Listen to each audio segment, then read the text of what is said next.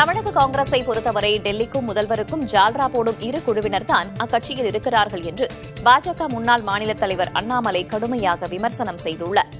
வேலூரில் செய்தியாளர்களிடம் பேசிய அவர், காங்கிரஸ் என்ற கடையை சாத்திவிடலாம் என்றும் அது அழிந்து கொண்டிருக்கக்கூடிய கட்சி என்றும் சாடினார். மேலும் தமிழ்நாட்டின் கடன் சூழ்நிலை பற்றி நேரடியாக கருத்து தெரிவித்த காங்கிரஸ் நிர்வாகி பிரவீன் சக்கரவர்த்தி மீது நடவடிக்கை எடுக்க முடிந்ததா என்றும் அவர் கேள்வி எழுப்பினார்.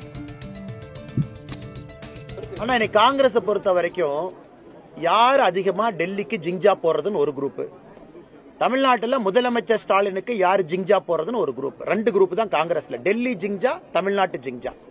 இந்த ரெண்டு ஜிங்ஜாவை தவிர தமிழ்நாட்டு மக்களுக்காக பேசுற காங்கிரஸ் யாருமே இல்ல. காங்கிரஸ் கட்சியில் இருக்கக்கூடிய ஒருத்தர் டேட்டா அனலிட்டிக்ஸ் செல்லுடைய தலைவர், ப்ரொஃபஷனல் காங்கிரஸ் தலைவர். அவர் விஜயை போய் பார்த்துட்டு வர்றாரு, போட்டோ போடுறாரு.